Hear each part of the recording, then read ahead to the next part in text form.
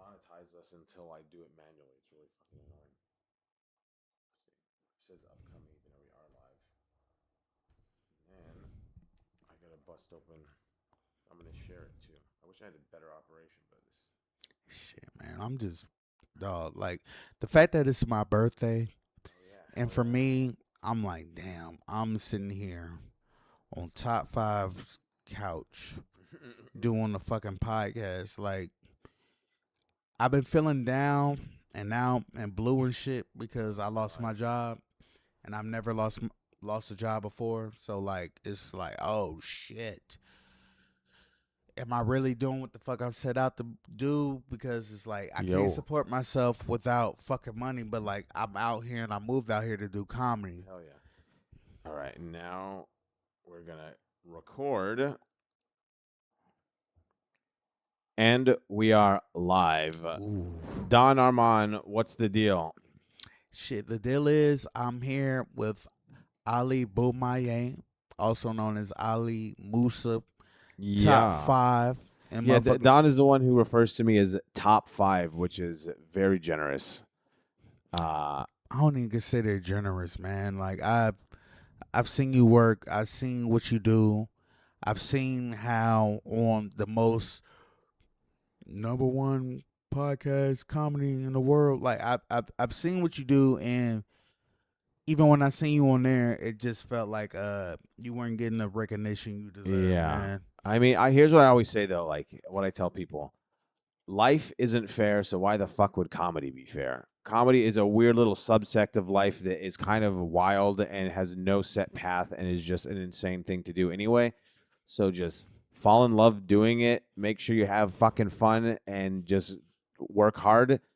And at the end of the day, what's going to happen is going to happen. And as long as you're having fun, there's no L. That's That's where I'm at with it. it's the fun part that what you said stuck with me. Yeah. As I've always done stand up or any type of performance, it's always been like I can't expect for the audience to have fun if I'm not. Like if I'm up there and I was booked for a show last week and I felt some type of way because like I said, recently lost my job, down in blue, didn't feel like doing any comedy, just like Damn. one. That's Yeah, when you have your best sets, though. It's so fucking weird. I'm telling you. Maybe it hasn't happened to you yet, but like going through a breakup or being depressed or, you lost your job or your cat died or whatever, and then you will go on stage and you'll have some like out of body, like, what the fuck got into me? How the hell did that happen? It's like the universe balancing things. It's like we took this from you, but we're giving you this, even if it's an applause break at a dive bar, Mike, where everyone else is bombing and there's no way in hell you should have been able to do that. The universe will lob you shit like that when you're at your lowest points. it's so funny because the show that I was first booked on, that I was experiencing all this, I bombed like shit, bombed like a Mm-hmm. motherfucker. Like it, like the the comic that booked me, he was like, "Oh yeah, Don, that wasn't good. You need to write more." And I was like, "Okay." Like, and afterwards, I was like, "Hey man, you ain't got to say that to a comic Right. on stage while you hosting. Like, you could just off the stage, be like, He hey, said bro." it on stage. Yeah, yeah. Oh But my like, god. what his words were, I say it here and it'll motivate you to do better, be better, or you stay the same. And I get it. Like, there's certain approaches to this shit, and I host Uh-huh. things, but in my mind, in my eyes, I'll never embarrass or make a comic feel less than because you don't know what a comic's going Right. through. 100%. I mean, I've probably done it inadvertently and not purposely to hurt feelings, but you've seen my style, especially when I hosted Tramps and I've hosted at Cap. I always have to say something, and it's usually a light roast or making fun of something they said, but I try not to shit on the person. Yeah, yeah. You Unless don't. they deserve it, like something sometimes that there's wild exceptions, Yeah, if you're but just blatantly fucking offensive and you yeah. didn't put any thought into the material, then yeah, completely.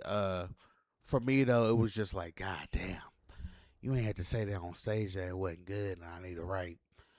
Right, that's fucked Yeah, up. like yeah, and like I host and I do a little something, something, but like that's where everybody's approach is different, man. All right, I almost have it shared, and then we're gonna lock the fuck in here. Here we go. I'm Man, tagging. I'm tagging you in this too. I'm locked in. Just big year, man. It's your birthday. Everyone say happy birthday to Don Armon. Coincidence. I had no fucking idea it was his birthday. It's just the way things lined up. Uh, Incredible. So, This what is is your handle? DON Okay, it's just your name. Makes perfect sense. underscore ARMON. I thought you might have some dumb nickname like Donnie Handles or something. Nah, nah. I got I've had a few comments come to me some kind of way because Don Armand is an abbreviation of my government, and I was Okay. like they were like, oh, so Don Armand isn't your real name, but I'm like, I'm not using a pseudonym. I'm not using an alias. It's just an abbreviation. Yeah. So that's how I feel about that shit. Who the hell would come at you sideways for a name? You could call yourself fucking Shaq Jr. It's none of their fucking business. As long as you're a nice person, you're having fun, and you know you're doing your thing on stage, everyone else can kiss the fucking ring. Bonghole, what's up? He says happy birthday. Thank you, Keep Bob. on keeping like the precious Joe Dirt.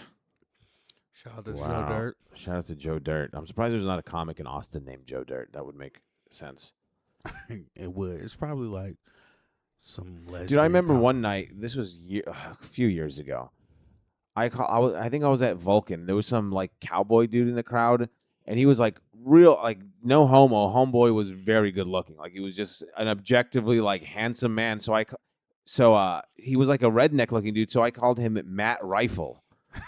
Because Matt Rife is known for being the hot comic. So I called him Matt Rifle. That's funny. And it kind of killed. And I tried to like make it a joke, and it didn't really work. And I forgot about it. One day I'm at Mothership, and I look at the list of comics that was listed, and someone's name was Matt Rifle. So I'm just like, okay, it's just low hanging fruit. Someone else thought of it too. I'm not saying that it was stolen. It definitely wasn't. I said it only a few times on stage, but I was just like, okay, that happens. Have you ever told a joke on stage and then had to stop telling it, or found out someone else had like something super close? I feel like it happens with puns and news jokes.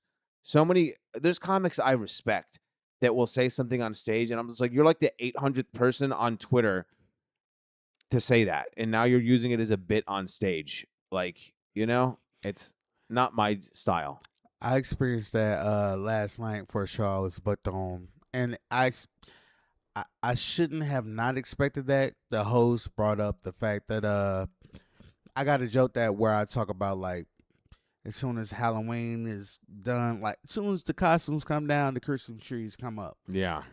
They just skip right over Thanksgiving, and I had the host for the show I was booked on bringing that joke up, and it was kind of like a parallel thought to where as though I was like, I don't even want to speak on that because it's too close to my material. Yeah. But, Right. And like, I don't know if you've ever experienced that where it's just like, and that's my thing about being a comic. Like, I can't stick to the script, and I try to explain that to other comics. Where like, oh yeah, you may have a set list, or you may curate what it is you're gonna say before you get on stage. But when you're in the room, which is a part of like before you delivering your shit to the room, you should be in there watching the comics before you. Yeah. Comics. If it's a mic, fuck that. You know what I mean? Yeah, but if it's like especially if it's like a show you're booked on that has a short lineup, especially too. So you should be in the fucking room listening, checking out the audience, looking at the bartenders, checking out like what material is landing and what's not. Yeah, yeah. And I had a host do that last night, and I was like, oh shit, I can't do that because it's too close to my shit.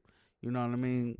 Yeah, it used to be like that even at like the Kill Tony days at Vulcan. Were you here when Vulcan was having Kill Tony? Yeah, I was there when they were at Antone's. Oh yeah, that's Vulcan. Even before. That's before I was even here. That was like 2021, 2020 even.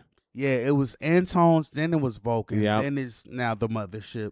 Yeah. I just started signing up though, like a few weeks ago. What I was saying about Vulcan is it was such a better experience for the person signing up because you could watch the show. Oh, I've explained on this a million times. Yeah, it's not ideal to stand like a fucking caged animal next to a bunch of sweaty idiots standing on your feet for 2 hours, but at least you could fucking watch the show and gauge the room, the audience, Tony's mood, what has been said. So I would like throw audibles in my head. I'm like, I'm not doing that joke. Now that guy did a joke that's kind of near, and then Tony ripped on him for this, that, or whatever, and I would just change what I would do. And one time when I changed something, I got called, and I was glad I didn't do that joke, and I'm glad I was inside so I could see what the fuck was happening. So now it's a way different experience because you said you just started signing up, Yeah. dude. They just like I think they want you to be as rattled as possible. Like if they don't want it to be, they definitely do a pretty fucking good job doing that anyway. Because I mean, it's one thing you hear your name, you're like, oh shit, nerves, and then you don't know who the guest is, you don't know what's been said, you get pushed in from the back. I've had experiences where I had to wait for like 30 minutes. One time it was like 1 minute. They pushed me into like the hallway, and I'm standing there. Heidi's right there, and I went up like a minute later. I was like, "This is Wow. fucking moving! Holy shit!" But then there's been other times where it's a whole fucking 30 minutes. Yeah, because there's like, because Is that maybe not like, is that 30. It was poor more like 15. organization? Is it like I poor don't. management? No, not necessarily. It just depends on how the interview is going, I guess. They're trying to cut down on the fucking filler term and be ready. Yeah, or like if someone in front of you does terrible and they want to get them the fuck off stage, it means you're up like quicker. Yeah, bring the okay. Yeah, because one time it felt like 30 minutes, dude. It was a while that I was back there waiting, and yeah, I don't know.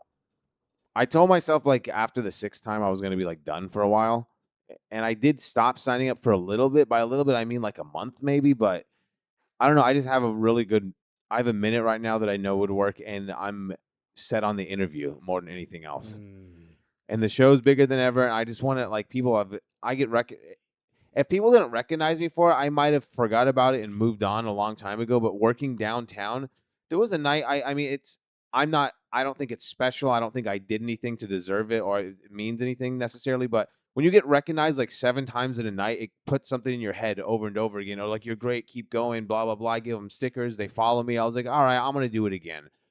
You know. So What's the worst thing that's gonna happen? Tony's gonna roast me and I go viral. Who gives a fuck? Like what kept you from not signing up throughout the times you didn't? I just needed a break because I was signing up every fucking Okay. week, and So- it's not my favorite hang in the world. Yeah. I don't vibe with a lot of people. I mean, I like being respectful. I understand completely. I don't know. You've seen like I'm definitely not shy, but I'm quiet. There's a mind your difference. business. Like you stay to yourself, and what I respect about that is kind of like that's just an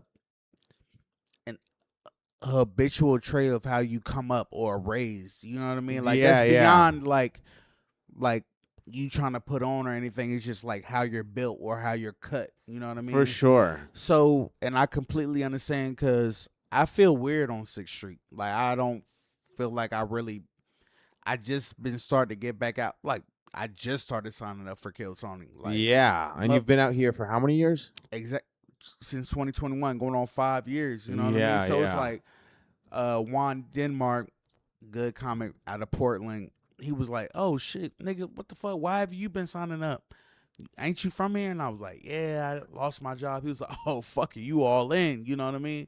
Yeah. And Get on there and tell a fucking sob story. I guarantee that they'll start a fucking GoFundMe. You'll make $17K in like 2 days and be like, I'm not saying that will necessarily happen, but it's not off the table that they throw you something that actually changes your life or helps you in the moment that you're in. I'm not saying it's a fucking charity or a Make-A-Wish Foundation for broke comics, but you go up there and regardless of how the set goes, if they feel for you, they're not going to take anything from you. That's for damn sure. You know. True, but like they can make you look goofy or silly or stupid. That's true. If you don't like the humiliation of being like roasted and made fun of, which is so crazy because the show used to actually like Tony's always been like a roast guy. But if you look at like the old fucking episodes, it was like a constructive criticism, help you punch up and add a tag to a joke. Way like less of like a fucking, I don't want to call it like a humiliation thing, but like That's it's what weird. it feels like. It can be tough. It's just like if you can't defend yourself or you don't have the articulate verbal set to like just guard your space and presence on stage, they'll make a mockery of you. You know what I mean? Yeah. Like they'll make a joke of you, and that's I feel like for what so long has kept me from going up there because I'm like, oh man, I can't have Yeah. them fucking play with me. It's Like, so weird too because it's an absolutely horrible, like real evaluation of who's good at stand up or not. If you just have an it factor and if you're just charming and you are funny, yeah, you're gonna fucking shine. And I've seen it where I'm like, yeah, this person's built for this. They're actually funny. And there's other people I've seen who are really good and they bomb and they get roasted and they get kicked off stage early. Then I see someone that's like a new open micer who I've never seen do well crush and then they love them. And I'm just like, if you were to be like at a Saturday late show, 10:30 p.m., and you were to put that person that was just praised to the heavens up after the person who was bombed and kicked off stage, they would have there's no way in hell the comic that was praised could follow that person. But that's just they were thrown in the belly of the beast in that moment, in that arena of the way they do things, and it made that person look like they were the bad comic. You know, so it's it, that old episode of Bill Burr flipping out was pretty fucking funny. I haven't seen that. It's Who? from like 2014. Bill Burr is just like, this is fucking stupid. How do you be? How can you be funny in a minute? it's pretty fucking fun. That And I sounds like Bill don't Burr. I don't Like, I don't necessarily agree with that entirely, but from someone like him saying that, I get where he's coming from because you can be funny in a minute, and we've seen it happen. But to be to make that the full judgment of how good of a comic you are isn't real. yeah, and that's where I hear like the interview takes more The precedence. interview matters more, and it took me a while to learn that. That's why if I get on again, I'm all interview. Like I have Gathering of the Juggalos, crazy fucking stories, crazy sex stories, a few things up my sleeve, and the minute is fine. Like whatever. It's almost harder to do a fucking minute than to do like 10 minutes at this point because it's just like getting the way I like my shit's usually pretty long. It's hard to get shit out and Yeah, you got bits, sir. You got bits. You don't. You're not a fucking. Nothing against comics who got the punchlines just hit you bye, or Mitch Hedberg style. Um, my I like that style because I love writing. I mean, if you're blessed with like off the top of the head crowd work heavy, like that's great. I can implement a little bit of that, but I'll never be the dude who goes on stage and just talks to the audience for like 45 fucking minutes. and and that's what I mean But is I like like those one-liner guys because at least they're writing. That's what I say. But then it's almost too much of a good thing where it's just like have a little fucking personality. I feel like you're a robot when you just do. And there's guys who I think are funny who I've watched crush and I consider them friends, and I'm not necessarily knocking them. I just find it hard to sustain that style for more than 15 minutes.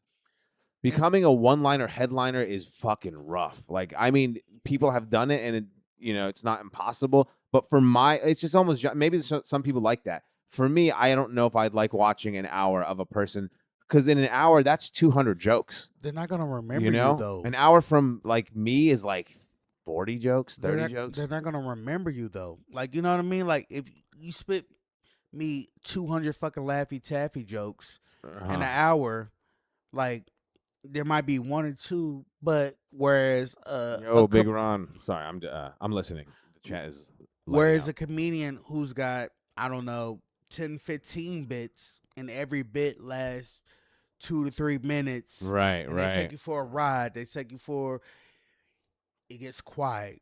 The room gets real cold at one point because it's like, oh, this isn't meant to be a joke. But then I take you on an expression of what I feel is humerically, I don't even know if that's a word, humerically, something to be involved in the equation of the material I'm spitting at you. Yeah. Then it's like, oh shit, now it's getting hot. It's boiling over. Oh, pow. Like, Oh yeah, there's no build.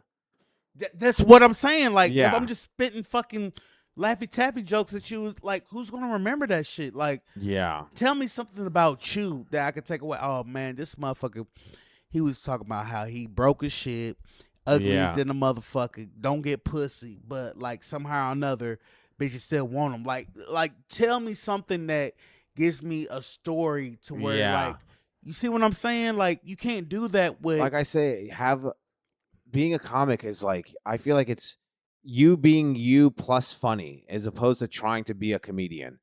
Like, yeah, you're doing comedy. Yeah, you're a comedian, but don't go on stage trying to be a comedian. Go on stage being who you are with funny sprinkled in and added Amen. in joke format. Amen.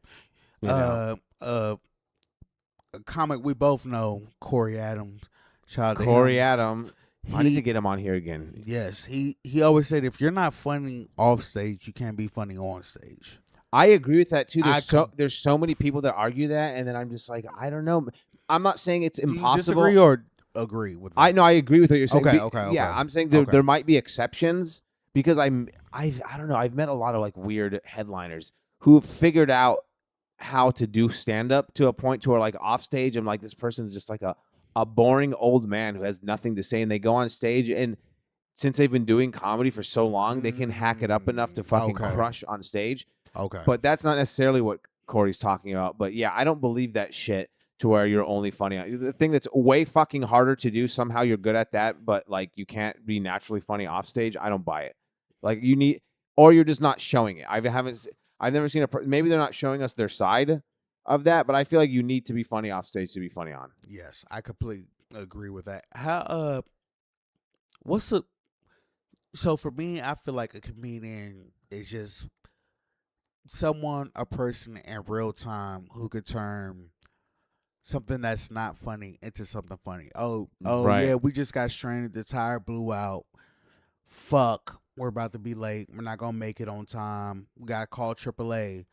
It's Yeah. fucked up, but like throughout that time of being down and out, I'm not stressed or feeling down because who I'm with is keeping my spirits up, laughing, joking, like we gonna get through this. Like for me, I feel like that's what a comedian is. It's like when they keep the spirits up regardless of whatever the fucking downtime is, you know? 100%. Yeah, you need to like make fun of fucked up things too, and not Yes. in like a way where I'm gonna offend you or just like, oh yeah, dead babies, cancer, fucking every like Fucking shot. it can be funny if you have it in a clever, well worded Yes. misdirect. Like here's the thing: all a fucking joke is surprising people.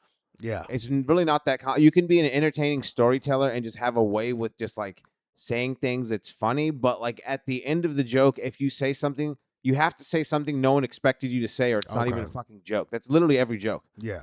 I mean, maybe there's something like maybe the chat will get in on this. Every fucking joke is the ending is like you didn't know they were gonna say that, so it's like, oh my god. Even if it's like a true story, you change nothing, you don't add any fabrication. It's like, and then he did this. It's funny because no one even in real life expected that to happen. Because a lot of my jokes are just like it's a real story told entertainingly, then I make up some shit at the end that seriously didn't actually happen. But that's the spin, that's the misdirect. The magic. Yeah, literally that's all it is. That's what like I remember talking to Corey about that too. He's like literally every joke is just say some shit in a clever way that nobody saw coming.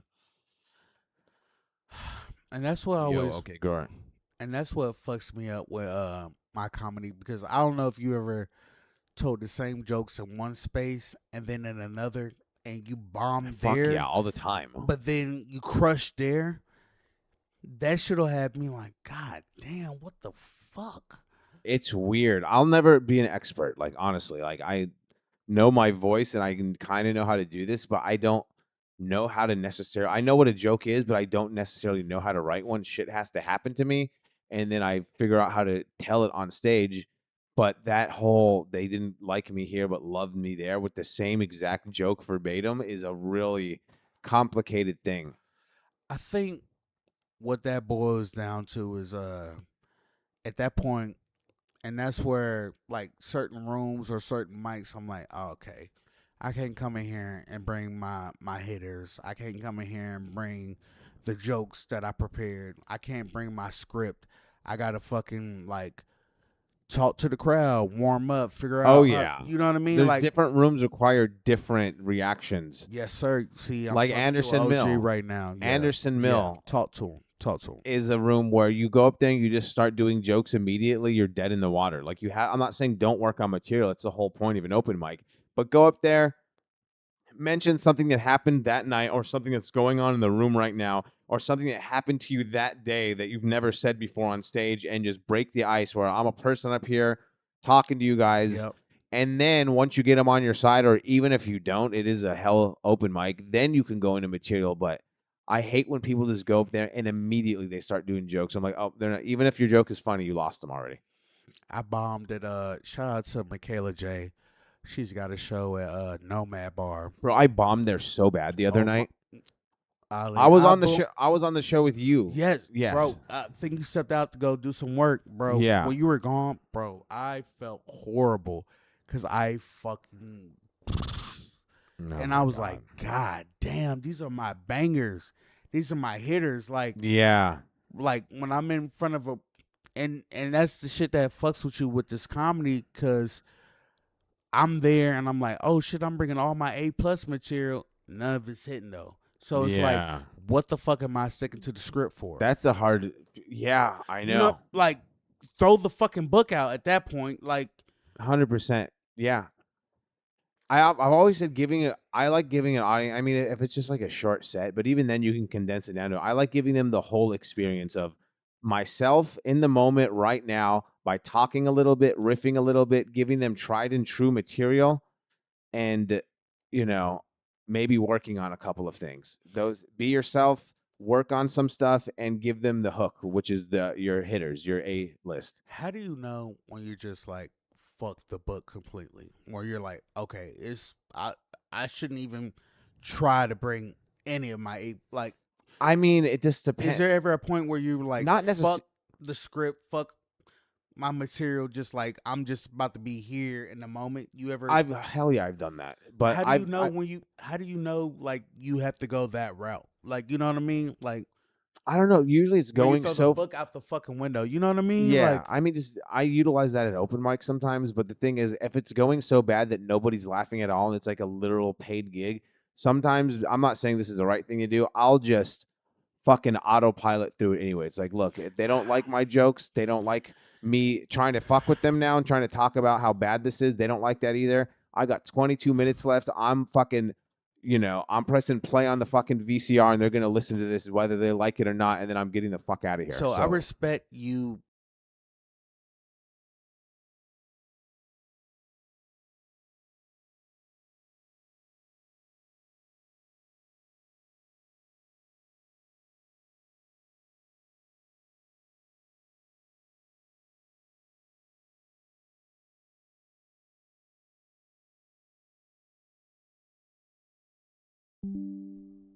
Wow.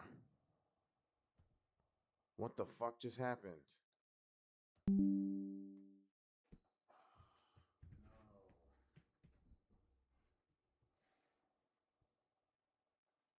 Why did it unplug?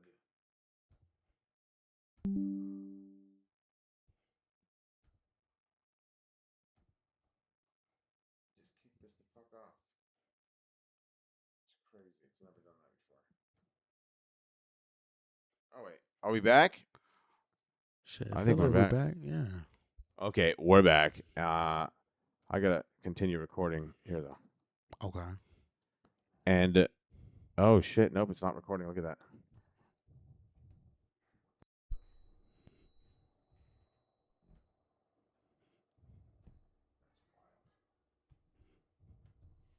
Is it recording? Nope. Come on.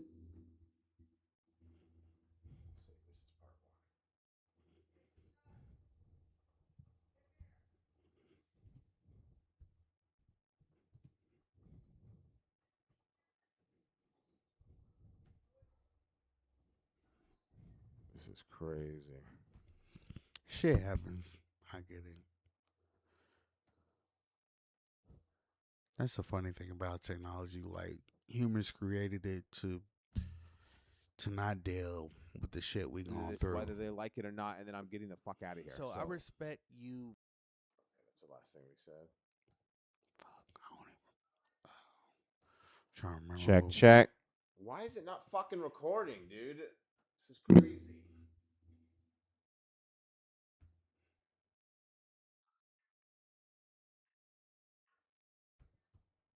The fuck, dude?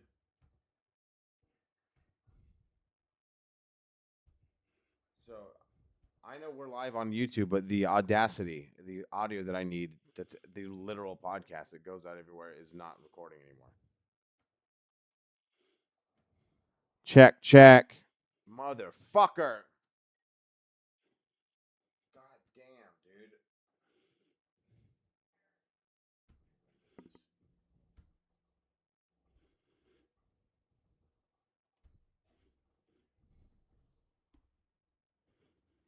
I mean, I could rip the audio. I wanted to release this before I go to this fucking show at East Austin, though, so I didn't want to have to do all this fucking nonsense. Is it Tuesday? It's Sunday. Oh shit. Oh, today. Yeah, Oh yeah, shit. yeah, yeah, yeah. Okay. Sunday, fun day. Ramin and Tabit. Mm-hmm. Tabit just headlined the show I was on last night. Are we back? All right, we're back. We just went through some insane technical difficulties right now. It just cut off. The camera shut off, but we stayed live on YouTube. And I've been raging, having a fucking meltdown over it. But we got 7 people in the chat. We're just talking about if the audience isn't feeling you and you feel like you need to just go off the script.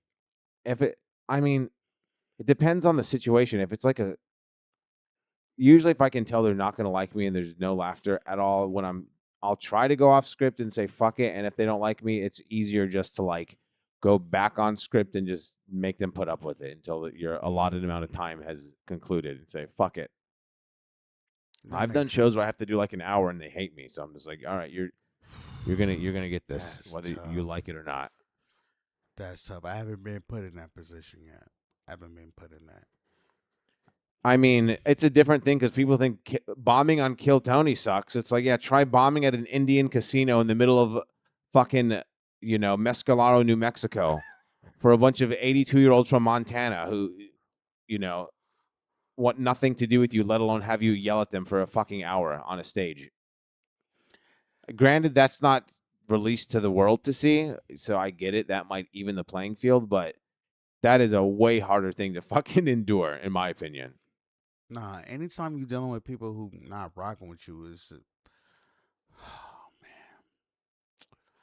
this stand-up shit this might be the most difficult shit in the world, man. This shit, like sports, you can at least go to the gym and get some reps in.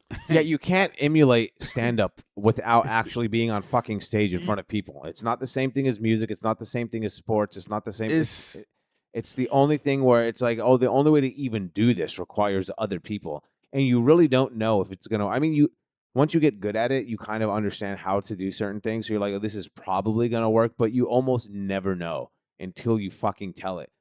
Some of my jokes, like, I remember, like, I might need to work on it again. And sometimes if something sits for a while and then you retell it like months later, even years later, you figure it out. But there's been a few times, just even recently, year 14 in comedy, I'm like, this is a closer. This is a banger. I almost never do this.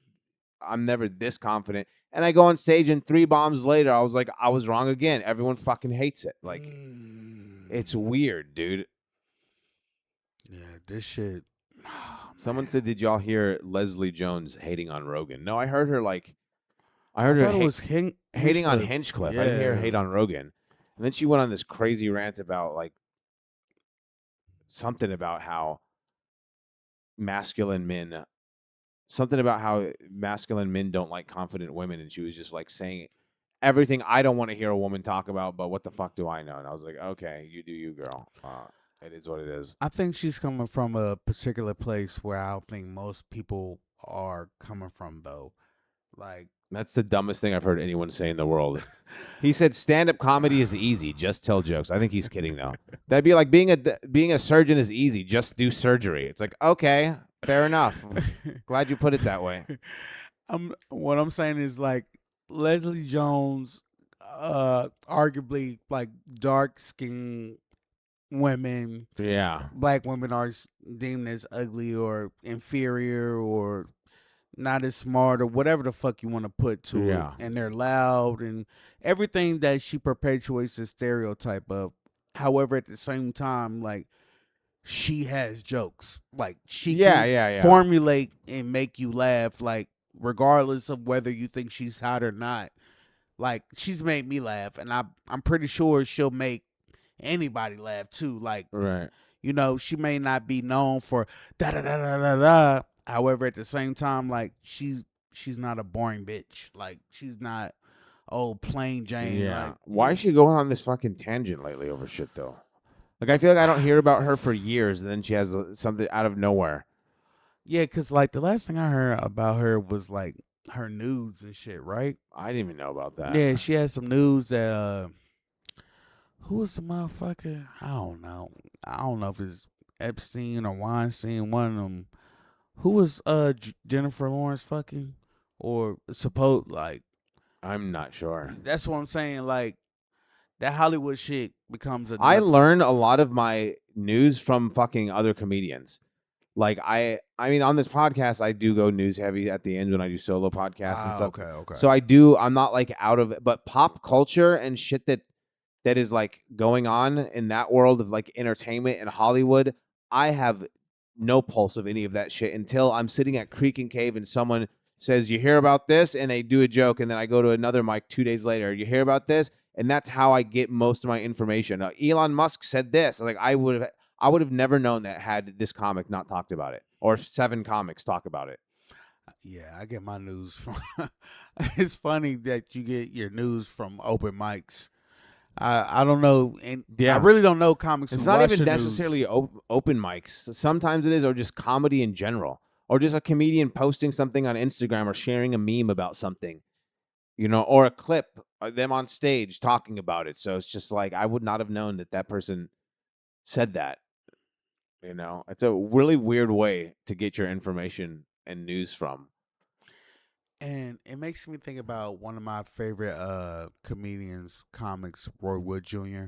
He's on my Mount Rushmore. I know him. Yeah, Of man. him, I don't like know him, but yeah. Um, he's got a great interview with Shannon Sharp. It's like 3 hours long. Like I had to watch it in parts. Damn. Yeah, but he talks about how when it comes to doing this comedy shit, I'm trying to find the best words to say because like he's so articulate. That's why I admire him so much. And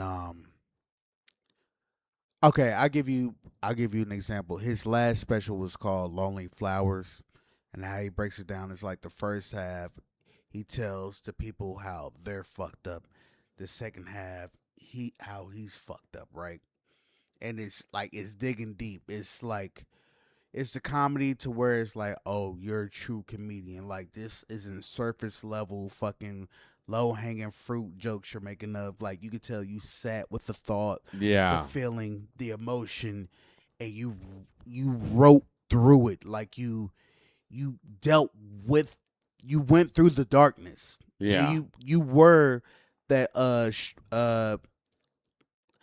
streak of lightning or that lightning streak through the darkness, whatever the Right.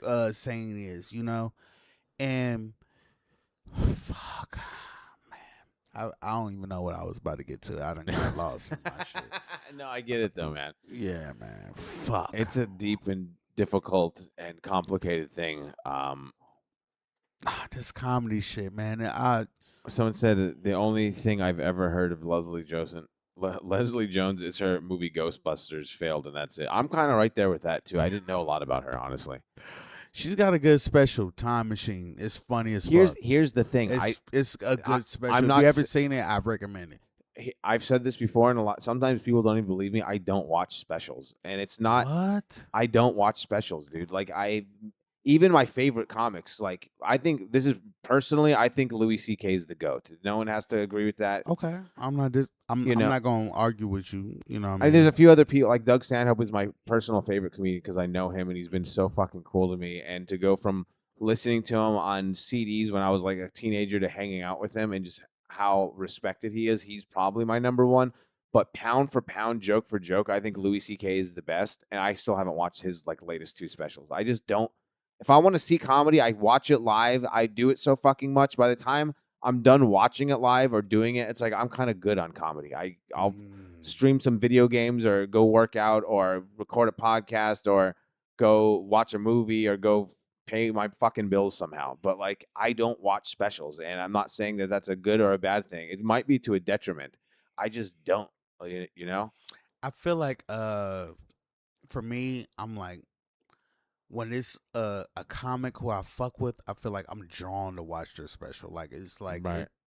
it's like I'm attracted to it because I'm like, oh, this guy I hold in such regard as far as writing and crafting their material. Where I'm like, yo, I have to watch their special. Like that's just how I feel at times. Where I'm like, Worwood Jr., like Lonely Flowers, like I when I During COVID, I started watching specials for the first time in fucking years. And another thing, though, and I'm not against no, anything you're saying. no we're two different Yeah, persons, so like we're just having a it just conversation. feels a lot of specials feel so manufactured and just they cut to the audience laughing, and I'm just like, that bitch wasn't laughing at that. She laughed at something that night, but the editing process just makes it so fake. Like another, not to keep name dropping him, Doug Stanhope told me the story, or where did he tell it at?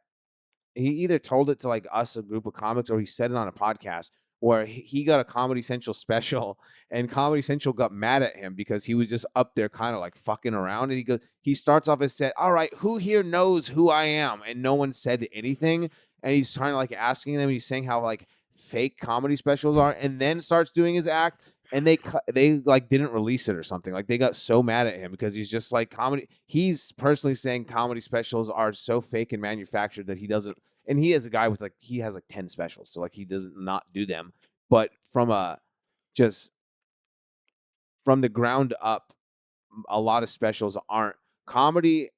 For me, watching it live cannot be fucking emulated. It cannot be rivaled with seeing it in the room as it's happening, feeling the energy of the people around you. And that's, not saying specials aren't great to watch. I've seen amazing specials that made me fucking shit Can my you pants can you laughing. name one? Dude, Chappelle's like, so my favorite special from Chappelle is Killing Them Softly. And that's from You know like what's crazy 2000. about that special? I heard that he barked. I don't know how He true. barked people in. I heard he barked people in for a free I show. believe it. I heard it was a free show. He was barking people in, and like that's what made that special what it was. I don't That's know if that's true or not, but like yeah. I could goddamn say, damn, if I was barking for my first special, be like, hey, come in, it's a free show, free show. I'm about to fucking, it's me.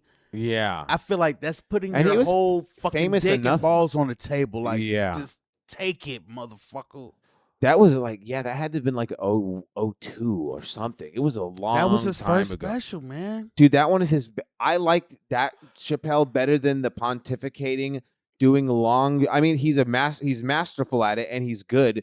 But for my personal taste, I liked when he was just hitting with silly bullshit, punch, punch, joke, joke, punchline, callback, funny, funny, as opposed to, and then there she was. She walked in the door. And then it's like a 7-minute story and everything all comes together at the end and it's kind of brilliant. But I liked rapid fire. Fucking skinny 28-year-old Chappelle was funnier. That's just for me though. I completely understand what you're saying. I think about what Kevin Hart had to say about Chappelle a few years ago in his specials as of late. He was like, what Chappelle's doing is he's challenging, like, he's going towards, is it the First Amendment? Freedom of speech? Yeah. He's going beyond comedy. It's like, I'm challenging free will of thought for humans. And at that point, trying to put it through a humerical, I don't even know if that's a word, humerical lens, where it's Yeah. like you reach a point, I think, where it's like, damn, I can't just talk about fucking everyday shit. I got to talk about shit that's like bigger than all of us, but I got to put it through a funny lens. Like I'm no longer just an everyday I mean, person. I'm representing like I mankind, get you that for know? him, so he could be like the exception, but for the most part, just have a perspective, be fucking funny, have fun, and just figure out how to tell jokes to make people laugh. Like I don't think it has to be that serious for But most people. but what happens when you've done this for so long I though? don't think it changes because you keep living. If you really love the process, you're still going to go to the store. You're still going to fuck a woman. You're still going to go on vacation. You're still going to drive through traffic and something funny is going to happen and you're going to get excited to talk about it.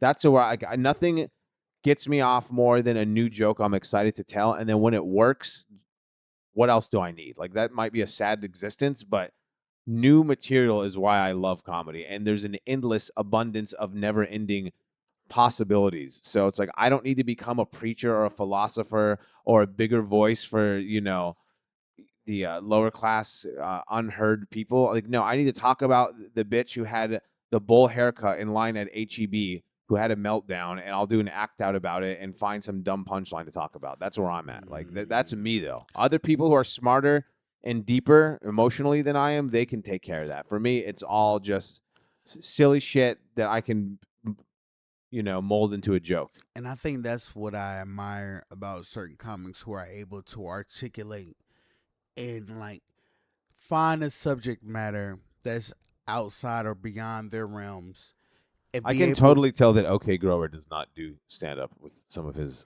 comments here. All right, anyway, go ahead. Fuck okay, grower. No, he's cool though. Oh, okay, excuse me. Okay, grower, you're cool. What I was saying though is like I could see how at some points where when it comes what's the best way what I'm trying to say?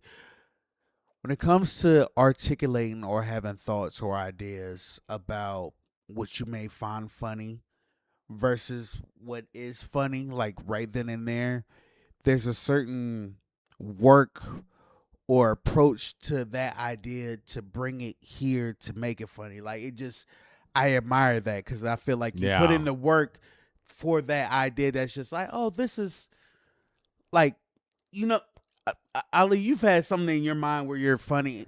To you, it's funny, but it's like, how do I make it funny to the world? That's why my favorite fucking thing. So you see what I'm saying? yeah, though? 100%. But like, my favorite feelings on stage ever is when you're in the moment riffing and just shooting from the hip and it's crushing. Oh yeah, that is. oh yeah. That's. There's. I don't think there's anything funnier for an audience when you're just making shit That's up. real time funny. Yeah, that's like no script, no nothing Right, in real time. That I'm so the cracking jokes, baby. My top three are that when you're just in the moment in the pocket. In the pocket, yes sir. And then yes, sir. brand new material that you've never really told, yes. killing. And then maybe my favorite abstract, just loose. And maybe my favorite is when you get a joke to work that was failing for so long and you figure it out. So you've told the joke like 11, 12 times. It's bombed mostly. And then you tell it different one night or you tweak the ending and it crushes. And that's like, I've had that happen more in the last 3 years than the first 11 years where I've had like 7 or 8 jokes that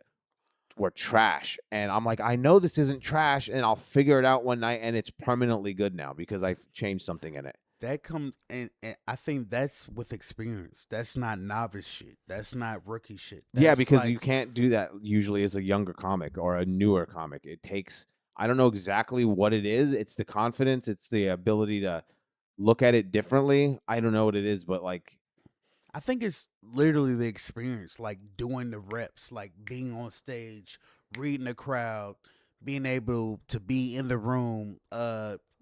Like it's a number of factors besides just telling a joke. Well, for sure. Another thing is sometimes brand new jokes. I've had this happen a few times where I've had a joke I've never told, and I don't write, by the way, either. I just, I've never written shit down. I have shit prepared in my head, and I know what I'm going to talk about, and then I go from there. But I've had a joke, brand new, murders. I'm like, that's a fucking banger. Out the gate, it's crushing, and then it never crushes again. And I chalk that up is because the joke is so fucking new. It's coming off as like this homeboy's just talking. So it comes off as just like, almost like at Challenge Mic sometimes. Bro, I've had sets at Challenge Mic where I ripped, and I'm like, that's a new joke, and I try it everywhere else, and it never hits again. Because it's like, no, you had to be there. It's like, that's only funny because you're saying it right now and making it up. If that's like a real joke, that's trash. Like, it's a weird thing. But sometimes new material is so new it comes off as like a riff, and that's what makes it funny when it's really just mid. I completely understand what you're saying because I've definitely had some jokes or sets where Maggie Mayfield, shout out to Maggie Mayfield from Shooters. Maggie Mayfield from Shooters does something called the Challenge Mic where you fish topics out of a container and you just riff on them. Yes. And she told me before, oh, Don, you could take that. And I felt weird doing that later because I was like, I didn't prepare for that. And when I tell it later, it feels like you just said, just like I was just talking about it earlier. Yeah. And it's like it doesn't hit the same because it's one of those you had to be there to get it. You know what I mean? Like it's this comedy shit is fucking weird, dude. Cause like you'll have a joke or you'll say something with a buddy, and they'll be like, "Oh shit, dude, have you said that before?" Like you could take that on stage, Yeah. Yeah. and then you're like, "Okay, I'm gonna take that there," and you work it to get it off there. And then sometimes it lands and sometimes it doesn't, dude. Like it's I always just feel secondhand like what's the word I'm looking for? Where you feel like almost proud of someone because there's been times where I've told like a friend who's a comedian, tell that on stage, and they're like, really? And then they tell it on stage and it fucking murders, and I'm like, I feel like like I took some kind of part in that because like I don't know if they would have ever talked about that. that's I'm also like so happy for them now. that's the testament of a true comedian too, when you can see the humor where another comedian doesn't see it. Like it's just like, oh, I Yeah. thought like that's it's beyond just It- your voice. yeah. It's like it's the sense of humor. It's not a voice, it's a sense. A sense is stronger than a voice because I don't need a voice for you to sense my Right. being, you know what I mean? Yeah. Or to feel my presence, you know? So like if I can offer that sense to another comic or comedian and 'Cause they don't we see don't it in see it, yeah. themselves, you know what I mean? That's true game. You know That's who's the best at that? Fucking Shit. Corey, bro. Corey Adam is so good. Like, These motherfuckers don't even know about this motherfucker. dude, for real, Corey Adam bro. is like, he has a mind for comedy better than anyone I've ever met. Is he the funniest comic? He's very funny. I'm not acting like, oh, he's the GOAT, but he might be the GOAT of like understanding how to like write a joke and explain to you why something is funny and how to come up with jokes. Like, he could. I don't believe in comedy classes because I feel like you have to just live this shit and go out there and like attempt it. But there are some variables that you can learn from a class. I feel like he could teach classes and help Yes. people for what sure. what he's done for me, because every fucking mic he's had from the Dig to Chupacabra to 183, which I think are 183 was his last mic. He's trying to get somewhere else. I know he is. That was the last one. Though. that Yeah. and Dude, Chupacabra was a nightmare. Oh yeah, my god. I mean, anything on 6th Street is a fucking nightmare as a mic. It's like no one gives a fuck. Like I'm here to get drunk. I'm trying to get some Dude. ass. Like Homeboy right here makes a good point. Imagine all the jokes we forget, dude. I've had an hour and a half special over the last 10 years that has fallen through the cracks. It's funnier than anything that I tell on stage currently. If you just come through every moment of my life where I've had something that I just didn't see it at the time and forgot about it, especially back when I was drinking and shit, I've had so many things fall through the fucking cracks. Like, I think in an alternate universe, every comic that's really doing comedy has an entirely different act that's probably as good or better than what they're doing. They just didn't write it down or didn't think to talk about it ever.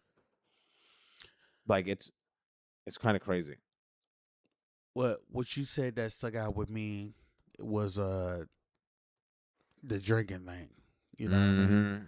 And I honestly want to know, like, when there was at one point you were doing comedy and you weren't drinking and you were using substances, right? Hell yeah! My first 8 years of comedy, I was getting fucked up. Okay. And have you seen a difference since you stopped?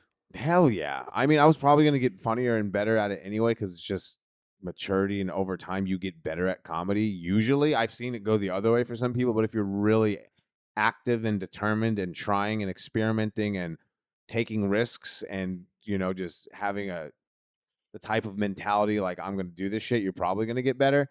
But yeah, so towards the end of drinking and doing comedy, I was getting like to where I didn't really have nerves at that point. So it's like now all I'm doing is putting an obstacle ahead of me because I remember hosting at the club in Tucson and I was already kind of fucked up and I was focusing on not slurring my words and not enjoying the set. So you weren't even thinking about being funny. No, I was just like I just don't want to fuck this up. Yeah. So that was a horrible feeling. So it's like now I never have to worry about that. At that point, I feel like you're not, and like I'm so big on respect. That's just like a trait and value I hold dear to my heart and how I was raised. Like just putting respect on the mic.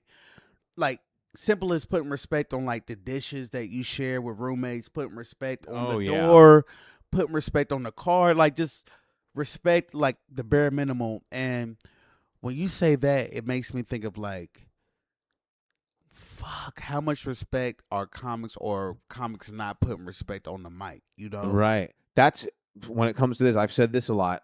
So when it comes to cheers to sobriety, hell yeah, I'll be 6 years in January. Anyway, so there's this thing that people do, and I get it because I did it before back in the day, and I've kind of done it like not like for years. I feel like I haven't done this. When you attack the audience for not laughing at you, fuck you.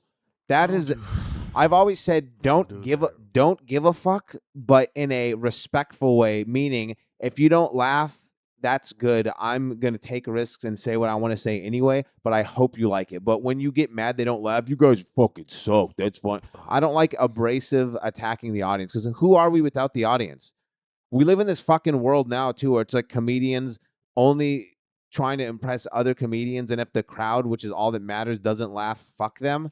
I'm not about that. I feel like that's one of the biggest no-nos in the comedy world. Fucking like going on a crowd.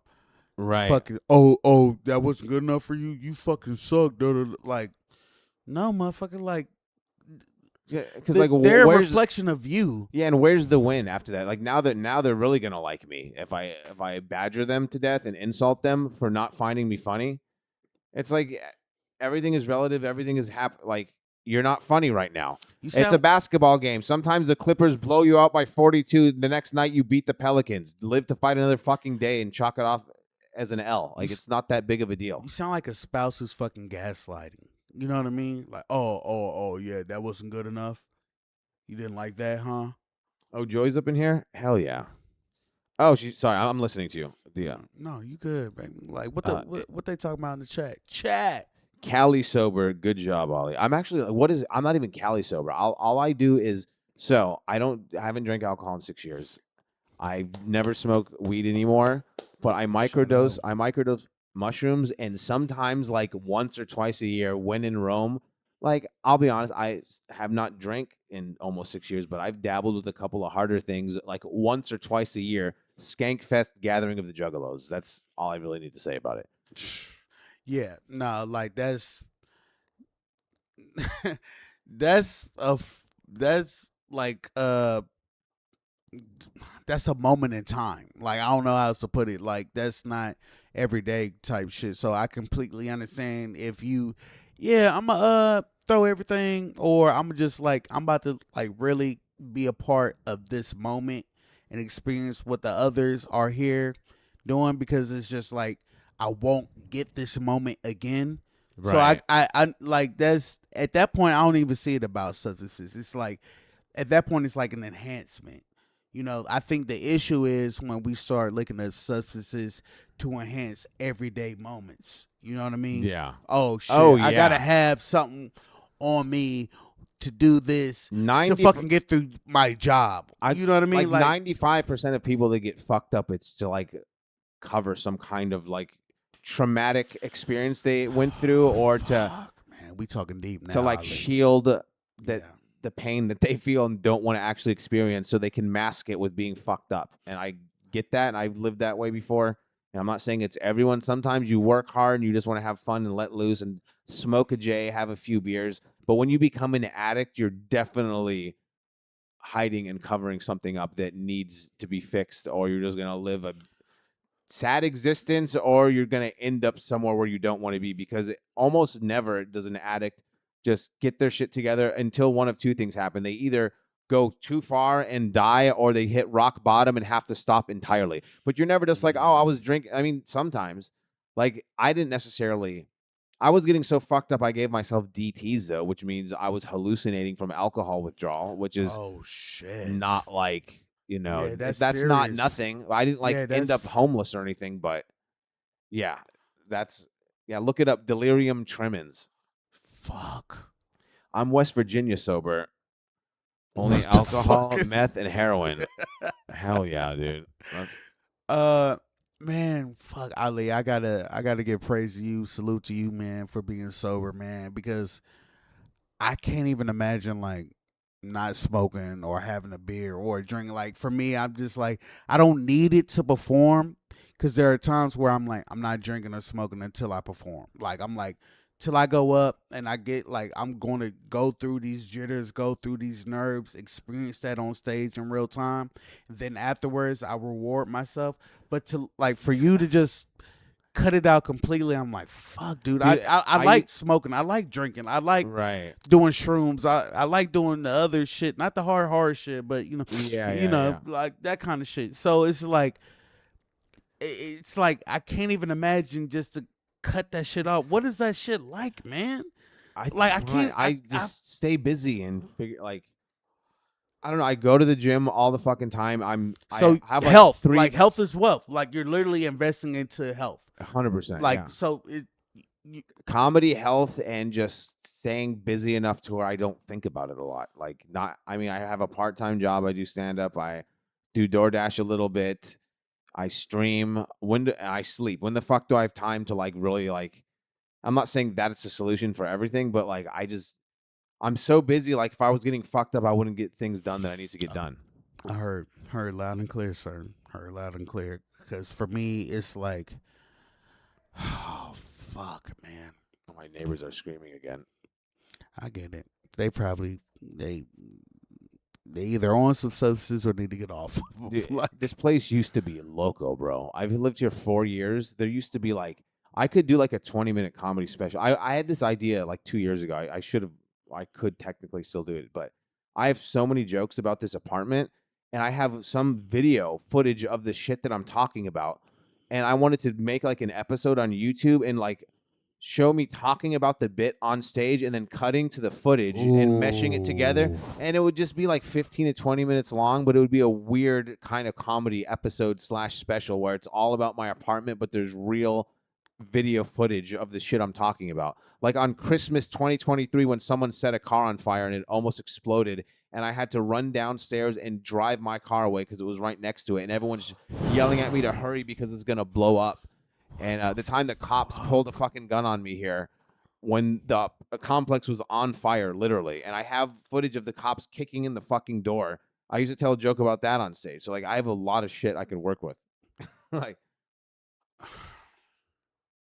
You just blew my mind. I'm still trying to gather my thoughts because I'd be goddamn if the house or the complex on fire and the police kicking in my door. Yeah. Trying to, like, you got me fucked up. Like, what the fuck? Like, what the fuck is going on? How the fuck? Like, what? Like, so bro. I'm like the longest tenured person here. Like everyone has been evicted, like moved out, or there's been people who have died here. No one's been murdered, but there's been a few like drug overdoses. One time, some old man, they just needed a wellness check, and no one had seen him in like a week. And I don't know if you've ever smelled a dead body before, but that oh, shit is like you smell the dead hell body, dude? yeah, dude. It smelled like if someone like left like I don't know if someone like left a Whataburger in your car for 6 months. You know, like how strong food smells in your car. Yes. Like if meat goes rotten in your car, like it'll smell for months. It was just like that mixed with like dead skunk, and it was out. I could smell it outside. That's the thing. I was like, what the fuck is this? Fuck. Did you know it was a dead body? Hell yeah. I knew right Why away. did it take so long for them? I don't know. He was some lonely old man who lived by himself, and they hadn't seen him in like a week. He just died in his bed, and after a week of being dead, you decompose, and the smell is, I guess what it is like the blood. When blood, I don't know the terminology for it. When something happens with it in the it's not even like the stops flowing. It's not even like it's not even the flesh or the organs that smells. Supposedly, it's the blood. That's what I don't know if that's accurate or not, but that makes sense though, because like how much of our bodies is water or blood? 70% or some shit, something like that. I think it is. It's somewhere around the same amount of where the Earth is comprised of water, isn't it? It's yeah. Like it's. I mean, we are of the Earth. I mean, I don't know. I love how I just Dice is just like everyone has either been evicted, arrested. I basically said everything that can happen to anyone. It's like you either die, live, or go to the hospital. Like, what are the other options? I don't know. A coma? Yeah. You'll And never get me. I'm better than you. Points up to the sky. Yeah, this place used to be fucking nuts, dude. I have video too of like neighbors arguing. I think you should still make that, I man. might have to make it, dude. Like that's real shit. Like that's the shit that'll stick with I any. could make it in CapCut too. CapCut has elevated its game so much lately. I pay for the premium version. It's like $10 a month, and they make it so user friendly. I'm so dumb when it comes to like Adobe and fucking DaVinci Resolve. Those are good too, but those get too complicated. I can do it in my iPhone, and every like you can zoom in, you can cut anywhere, you can add a sound right from your phone, you can just chop things in, you can mute. It's because yeah, YouTube Shorts and like sometimes TikTok. YouTube sucks is because when I want to make different points, it mutes all of them. I can't only mute one. I'm like, you just fucked up all my work. I can't just, whatever. I'm ranting now, but yeah, shout out to CapCut. It's the goat. CapCut promo code Ali Boomaye. Top 5. Boomaye. Hell yeah. Yeah, man. Wait, Yeah. so we'll probably wrap this up in a little bit. Okay. But when did you start stand up? You started in Maryland? Yeah, so this is where I get fucked up when I go through this journey of it, cause like I look back at through my shit and I'll find that my first performance of stand up was in 2017. Okay. But like And then you took time off? I didn't stick with that because like I was doing improv, I did puppetry, I did voice animation. Puppetry? Yeah, man. Like What is this? 1922? I just like for me, I've realized that stand up is like the master key to comedy. Like I that's feel like it is too. that's the key that opens every and all doors to Because whatever. usually when you're really good at stand up, or if you figure that out, you can kind of do the other shit. Dude, they'll come and get you. Disney will be like, hey man, you want to do fucking this show where you're voicing a turtle? Yeah. Or SNL would be like, come and do a monologue, but then do some sketches. Or some rapper or some artist will be like, hey man, I need you on my interlude for an album. Yeah, like yeah. stand up. That's what had me move to Austin. Was like I was doing improv for like X amount of years, and I got into that because I was just bored with my life, like just feeling like I ain't got. What am I doing? I'm just getting fucked. Yeah, dude, I'm telling you, stand up is like, I say this about myself too, so I don't want to pretend like I'm shitting on people, but like stand up is where losers go to find themselves. It really is, dude. And it's such a power. I've never put it that way, but it's because it's the only thing too is like where else do losers go? Right. And there's no other platform where you can be like the ugly broke dude and be king of the night.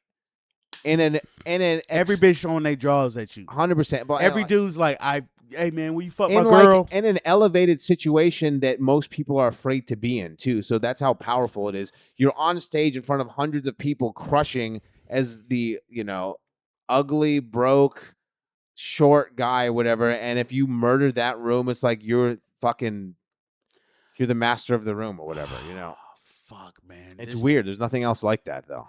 There's no, because like I always say like artists or like musicians, like singers in specific, but like I mean, if you got a voice, it ain't shit to get somebody to pull up or just hang around. Like, yeah, you know what I mean? If I could woo woo woo woo your ass, like you gonna be locked in. However, the fact that I gotta get these jokes off, keep you entertained, keep you engaged, keep you like your mind not rattling off or the ADHD or the ADD kicking in and you're still like I have to fucking have you engaged and locked in.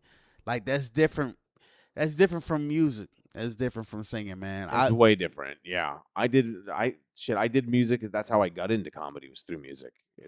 I know you got bars. You like I know you do. I'm already hip. Like hell yeah. It like rapping and comedy is damn.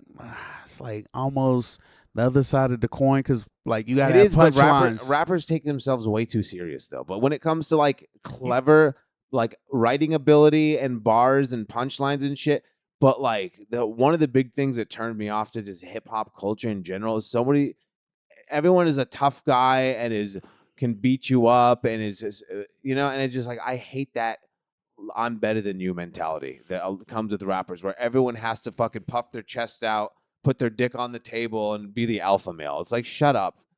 Like you rap about selling cocaine and fucking women and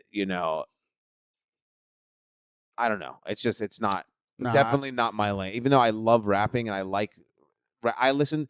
If you looked at like my playlist, it's like 90% hip hop and rap, and I do love bars and I like that. But just the type of people that I worked with in it and around, a lot of them it's corny to me to where you always have to be flexing like that. yeah, flexing all the time can be a sign of like, oh shit, you maybe a sign of insecurity or like 100% low self insecurity. esteem. You know what I Hell mean? yeah. And a good way to mask that is to be like, I'll knock you out. Who's going to argue with you? Or you can argue and get knocked out or knock them out. And then now you're an idiot fighting someone for no reason. So it's just like there's a lot of L's that go with that mentality. But that being said, a lot of cool people in rap. It's my favorite form of music. I love multi-syllable rhyming. I love clever punchlines. I love samples to this day. Anytime I'm watching a fucking movie. It could be a Disney movie, or it could be an old fucking spaghetti western from 1969. You hear some violin, you're like, that is amazing. You clip that violin, you build a drum, and you got yourself a beat. Like I'll never stop wanting to do that. I hate to pivot from the rap shit, but like one thing I really gotta know, Ali, is like, I know you say you don't write, right? You like, For stand up, yeah, right. I mean, I can't like write like word for word. I've never done it. So, It feels like school, and my mind doesn't work that way. so how do you bring what you bring to the stage? I Like, just kind of know what I'm gonna say. Like I'll kind of so go it's like over it in my head. premeditated. Yeah, yeah, yeah. Premeditated. I'll know what murder. the ending is going to be, and I know what I'm going to be talking about, and I have to tell it on stage. And once I tell it that way, that's kind of going to be the structure of it, and it'll change a little bit over time, over repetitions of You getting work in. it. You work Yeah, it. yeah, I work it into You what it just is, bring it to the stage, which and is you what a work lot it. of but I work it out on stage basically. Okay. And so, how do you know once you're done working it? Is there a point where you know you're done working Once a the bit? punchline is hitting every time, but like I have this mentality that no bit is ever done because I've had people throw me a Mm. tag for like a 5-year-old joke and it made it like twice as funny. And I'm like, that's crazy. Okay. So that just goes to show like there's always room for improvement. Like, People are saying top 5 rappers dead or alive go. I don't like these type of lists because there's genres within rap too. Because I like a lot of that very lyrical East Coast shit too. But then there's people like there's different music for different settings, even within the same genre of rap. Because it's just like if you're at a party, like I'm not putting on fucking Cannabis or Immortal I'm Technique when not there's putting women on around. yeah, I'm not putting on fucking Eminem. Right. I mean, And this bitch is trying to at shake least their Eminem, ass. at least Eminem did make some party music or attempted to. But I'm saying you're not gonna put on fucking, I'm not putting on Rakim when there's women who are trying to get like put on the dumb shit that has no fucking substance to it. And Where you the just, future at? Where Right. the Migos at? Right, Like, exactly. no, for real. Like, Because there's a point. I mean, Nas, Tupac, Big Pun, Big L, all those guys are fire. Eminem, even for sure. Jay-Z's great. Even though I think he's overrated. Kendrick Lamar is fine. He got records for the hoes. So, Yeah, yeah. So how I judge it is like, all right, man. Okay, so there's Shout out to Papoose. He's another dude I'd never play in front of women, but he's one of the best lyricists. exactly that's what I'm saying. Like Yeah. you could. Oh yeah, You I'm have on to the. break it up into. It's like movies. It's like movies are a thing. Even within rap, there's different lanes to where it's just like there's always that douchebag with the auxiliary cord at the party, and he puts in some lyrical shit, thinking he's impressing everybody. It's like, no, you're not, dude. Just put on Lil Jon and shut up. Put on Pitbull and shut up. Like people want to dance and have a good time. Yeah, and that's what makes comedy I feel like difficult because like you'll be in a bar, and it's like shit. These people didn't come here to hear jokes. They came here to escape their 9 to 5. What the fuck is this open mic bullshit? Yeah. These motherfuckers aren't even funny. Shut the fuck up. Like you're not Exactly. even funny. Right. Like tell a fucking joke. You're just, and that's what makes me love I fell in love with Anderson Mill Pub because shout out to Mike Hudak. He used to run that mic. He would say like, "You get these motherfuckers to laugh at something, you got something." Like, Oh hell yeah! and like Anderson Mill And if Pub. they don't laugh, it doesn't mean you don't have something, but it doesn't mean you have something either. But if they do laugh, you absolutely have something. Talk to them. And another room, you don't always get that because if you're at a room where people are just talk to them, dude. Maybe we'll end with this because we got to wrap up. Okay, but okay. the difference in rooms liking you and not, I've learned, especially in small towns in Texas, is in Austin, there's comedy everywhere. There's people that are busy. There's tech businesses. There's fucking moving people. Everyone's working 3 hustles to pay their rent. Sometimes they're not even from here. They're bouncing around. They just went to Mothership. They went here. If you go to fucking Lockhart, Texas, the crowd is there for the comedy and the comedy only. This has been the event of the week since Tuesday. They have a babysitter. Make my girl laugh. Make my wife laugh, motherfucker. We pay for a babysitter. Yes, that's what I'm saying. We pay for the babysitter. And if you're a half decent comic, even if you're just not like, if you have jokes, if you're confident, if you've done this before, there's a good chance you're gonna crush because they're there to have fun. Other places, open mics, and then some of the rooms here in Austin where everyone is just like they got somewhere else to be. They're not trying to waste time. Those are the rooms where it's tough. And if you can kill in those rooms, then you're onto something. Let me ask you this. What's your top 3 favorite rooms in Austin? Velveeta, for mics. For mics? Yeah, I mean, Anderson Mills is my favorite mic of all time, but like I mean, Okay. let's take away mics. Let's just yeah. Top 3 rooms. Let's say that. Excuse me. No particular order. No order. Velveeta room, I fucking love. That's the oldest. It's the oldest room. It's crazy they don't have a fucking weekly mic. That blows my fucking mind. That's crazy. I don't know who. Okay, it just blows my fucking mind that they don't have a fucking mic. They should have a weekly mic. They should have. They're the oldest mic in the city, dude. That room in general. I mean, I would Why never. don't you have a like? Shouldn't that like mic be the most prestigious? When that room is packed, it's fucking magic, though. So Velveeta room is great. Honestly, shout out to Cap City because Cap City. That's the only fucking room that's working the schedule. That's what I've said before. It's like if you look at them, they're the only ones that have a reoccurring comedian like a regular club does. Everything else is events and showcases. That's the most club in the city outside of Mothership. And then I don't even know what else. Like I do so many shows outside of Austin. You know, shout out to Dig Pub, rest in peace. That was my favorite room, dude. Or my favorite mic. Dig Pub circa 2023. I remember one night I had a set there that like changed my life mentally because why? How? No, like not changed my life, but I just remember what happened. I came from somewhere and it was the perfect set of what the comedian is I want to be on stage is what happened. Because I started like roasting Corey, that crushed. Then I just ranted about almost getting in a car accident, fucking crushed. And then I did like a brand new joke, fucking crushed. And then I fucked around some more. Could not have been killing harder for that time. And then I ended on like a go-to joke. And I was like, that's where I want to be. I want to talk about what I'm going through. I want to work on material and I want to give them what I've built and have worked towards. And that's my best material. So in that like 20 minutes, it was like the most complete comedian I've ever been. And it was at Dig Pub one night.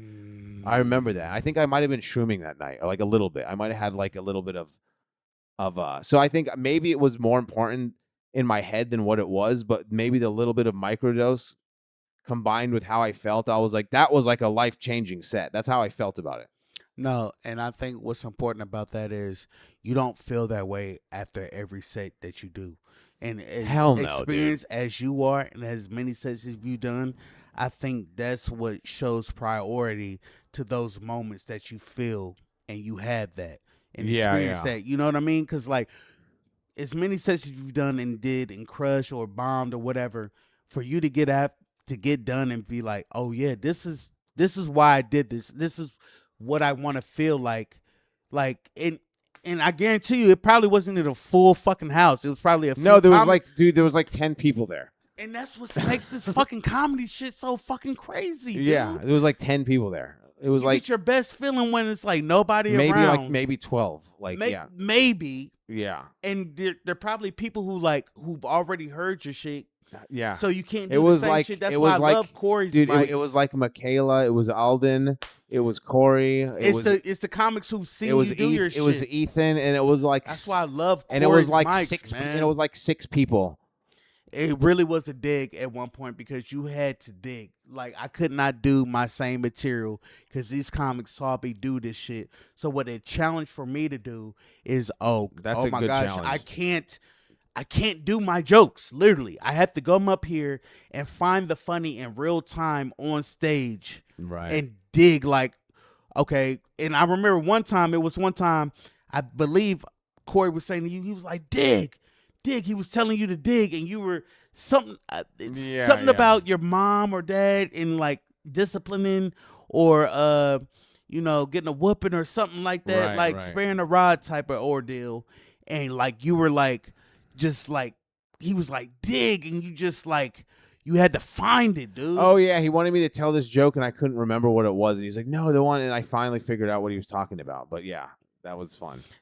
Like there's some comics who feel like certain rooms. There's comics who even today they're like, oh, Anderson Mill Pub or 183 when Corey was having that mic. Oh, it's a waste of time. There's no one there. It's nothing but comics. But the first time I did my longest set was in a room with nobody, and who really sticks out to me was Alden Shaw because afterwards. Shout out to Alden. You know what Yes. I always say about him? Alden Schaub is the dog your person thinks you are. You know that whole saying? That he actually is. That's a fucking bar. Say it again for him. Alden Schaub is the person your dog thinks you are. Yes. Because there's pieces of shit out there that rip people off. They cheat on their spouse. They cut people off in traffic. They're always mad. They're miserable. But their dog thinks they're a fucking god among men and can do no wrong. So I say that. Try to be the person your dog thinks you are. Alden actually is. And what he did or what he's done for his spaces and what he's provided for me or shown me is that the times where no one is listening and what he gave me or what he said to me where I thought, oh yeah, I was like, oh, Alden, you was there. You've heard all my shit. I can't tell you anything. Like Alden's heard all of my shit. Like there's nothing over and over. he's again, heard like over and over, and the new shit, the shit that I just scratched the surface, the shit I just dug out. And for me with him is like with Alden is how's the best way to put it? It's like what he told me that resonates with me is like, who are you doing this for? Yeah. Are you doing it for the audience or are you doing it for you? Because it was one time I did 40 minutes at 183, and it was only Alden and Tony Pepperoni, and they heard all my shit. Oh, my God. So I had to go off script, just bonkers to the wall, just wah. But, like, I had to keep them engaged because, like, they're my only audience. You know what I mean? So it's this comedy shit. Oh man, this shit is complicated, dude. It's not simple. I hate when motherfuckers be like, "Yeah, just tell me a joke. You're a comedian." No, kiss my fucking ass, ridiculous. Motherfucker. Is there anything you want to plug on here before we wrap up? Oh shit. Where to find you? Y'all can find me at DON__ARMON Don Armon on all platforms, Facebook, Instagram, Threads, fucking Snapchat, all that bullshit. And if you want to see me in person, y'all can pull up every Tuesday to Anderson Mill Pub. I co-host that with Corey Adams and Anthony Knight. You can pull up, and you're more than welcome. The show starts at 10. I'm gonna try to go Sign this up at Tuesday. 9:30. You are. I can't say what I want to, but you already know you guys. But Hell like, yeah, you good, baby. Yeah. Let's fucking go. Yes, sir. Yes, sir. All right, guys. So like every time, as I say, until next time, kiddies, stay safe, stay healthy, don't be a bitch, and stay up.